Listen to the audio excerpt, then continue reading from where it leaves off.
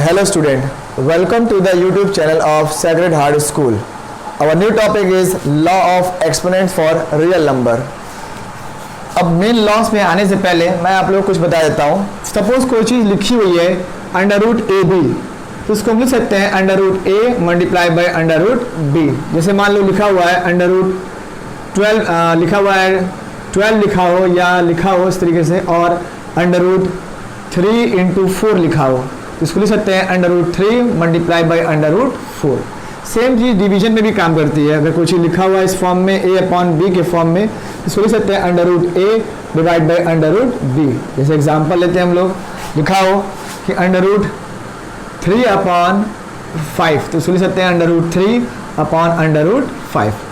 ठीक है. अब उसके बाद आता है, जैसे अगर ऐसे नॉर्मल लिखा होता है इसको हम लोग कहते हैं स्क्वायर रूट, उसका पावर लिखते हैं 1/2.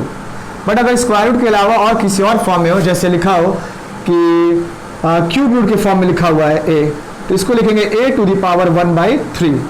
ठीक. या अगर मान लो इस फॉर्म में लिखा हुआ है n to the power a to the power m, उसको लिखेंगे a m अपॉन n के फॉर्म में, m अपॉन n के फॉर्म में हम लोग लिखेंगे. ठीक है. अब हम लोग आते हैं लॉस पे. पहला लॉ है a to the power m multiply by a to the power n. ठीक. इस लॉ को हम लोग प्रोडक्ट लॉ भी कहते हैं. अब आते हैं कुछ एग्जांपल लेके सॉल्व करते हैं. जैसे एग्जांपल लेते हैं, अगर दिया हुआ है 2 to the power 5 multiply by 2 to the power 6, दोनों का बेस सेम है बट पावर अलग अलग है. ठीक है. पावर क्या है? अलग अलग है. तो दोनों का पावर क्या होगा? ऐड हो जाएगा. 2 to the power 5 plus 6 is equal to 2 to the power 11. यहाँ जो m और n होता है ये इंटीजर्स होते हैं, मीन्स ये नेगेटिव नंबर भी होते हैं और पॉजिटिव नंबर भी हो सकते हैं. ठीक. अगर सपोज कोई नेगेटिव नंबर होता तो like 2 to the power 5 multiply by 2 to the power -3 होता, तो सेम प्रोसेस लगेगा. 2 to the power 5 plus -3 is equal to 2 to the power 5 plus into minus 5 में 3 गया 2. ये हमारा हो गया. ठीक. सेकेंड लॉ पे आते हैं हम लोग. a to the power m whole to the power n. तो अगर दो बार पावर आता है तो पावर आपस में मल्टीप्लाई हो जाएगा. जैसे a to the power mn. Example लेते हैं हम लोग. ठीक. 2 to the power 5 whole to the power 6, तो पावर क्या होगा? मल्टीप्लाई होगा. 2 इंटू मतलब 5 multiply by 6 is equal to 2 to the power 30.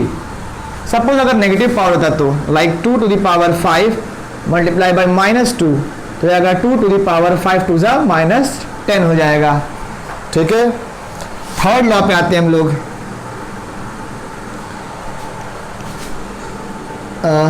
a to the power m upon a to the power n पे आते हैं. ये आएगा a to the power m minus n. Example लेते हैं हम लोग इसके लिए भी. ठीक.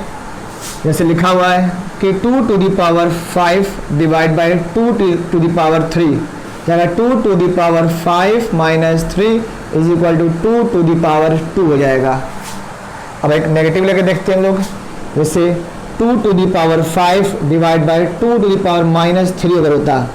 ठीक. तो 2 टू द पावर 5 माइनस तो हमारा लॉ के हिसाब से हो गया. अब ये जो हमारा -3 यहाँ पर आ जाएगा -3 जाएगा, माइनस प्लस हो गया. 2 टू द पावर 5 प्लस 3 कितना जाएगा? 8 हो जाएगा. ठीक है. फोर्थ लॉ पे आते हैं हम लोग. ठीक. फोर्थ लॉ पे अगर लिखा हुआ है a to the power m multiply by b to the power m, तो यहाँ पे दोनों का बेस अलग है लेकिन पावर सेम है. तो इस केस में जाएगा a जो है b से मल्टीप्लाई होगा और whole to the power m बन जाएगा. एग्जाम्पल लेते हैं हम लोग. 2 टू द पावर 5 ठीक multiply by 5 to the power 3, sorry 5 to the power 5. तो दोनों का पावर सेम है लेकिन बेस अलग है. ठीक. तो बेस आपस में मल्टीप्लाई होगा, मतलब 2 multiply by 5 whole to the power 5 हो जाएगा. तो 5 टू 10, तो ये तुम्हारा आंसर हो जाएगा 10 टू द पावर 5 आ जाएगा. ठीक. फिफ्थ एक और लॉ लेते हैं हम लोग. अगर कोई चीज़ लिखी हुई है 1 अपॉन ए के फॉर्म में, उसको लिख सकते हैं हम लोग ए टू द पावर -1। या इसी को और हम लोग मॉडिफाइड करें, अगर कोई चीज़ लिखी हुई है 1 upon A to the power n के फॉर्म में, ये हमारा जाएगा A to the power -n। ठीक, इन सब लॉ का इस्तेमाल करके हम लोग एक्सरसाइज 1.2 सॉल्व कर सकते हैं। अब हम लोग आते हैं एक्सरसाइज 1.6 पे, कुछ क्वेश्चन सॉल्व कर लेते हैं। अब पहला क्वेश्चन है फाइंड 64 टू द पावर 1/2। ठीक, सॉल्व कैसे करेंगे हम लोग? इसका 64 क्या होता है? 8 का स्क्वायर होता है, तो लिख सकते हैं 8 का square whole to the power 1/2। अब दोनों पावर आपस में मल्टीप्लाई होंगे, तो 8 to the power 2 multiply by 1/2 और 2 कैंसिल हो गया, वैल्यू आ गया 8।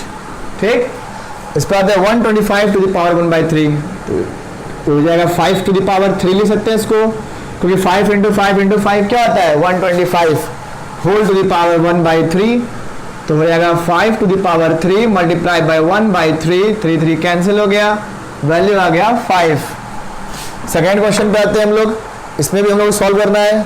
अब वो 2/5 के फॉर्म में दिया हुआ है, तो अब इसका लेते हैं हम लोग 2 टू द पावर 5 करें तो 32 होता है, मतलब 2 को 5 टाइम्स अगर मल्टीप्लाई करेंगे तो क्या आएगा? 32। ठीक, 2/5, ठीक है, 2 to the power 5 multiply by 2/5 is equal to 2 का स्क्वायर इज इक्वल टू 4, ये 5 कैंसिल हो गया। ठीक है, अब इस पे आते हैं 125 टू द पावर -1/3। ठीक, ये भी होगा 5 का cube whole to the power -1/3, तो आएगा 5 to the power 3 multiply by -1/3, 3 और 3 कैंसिल, तो आ गया 5 टू द पावर -1, जिसको लिखते हैं हम लोग 1/5। ठीक है, अब अगले क्वेश्चन पे आते हैं सिंप्लीफाई पे।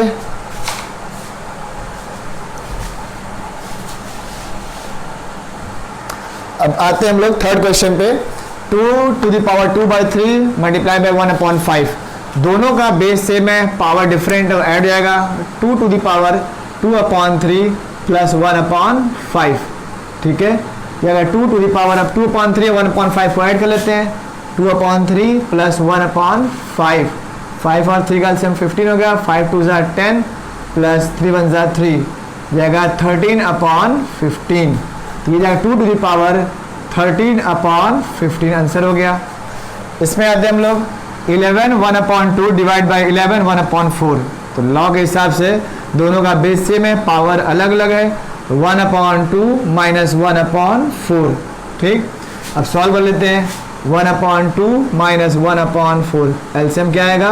4, 2 टाइम्स हो गया, 2 1 ज़ा 2 माइनस 1 इज इक्वल टू कितना हो गया? 1/4, तो फाइनली हमारा हो जाएगा 1/4। ठीक है, इस तरह से मैंने आपके एक्सरसाइज से कुछ क्वेश्चंस बता दिए, बाकी क्वेश्चन आप लोग सॉल्व कर दिएगा।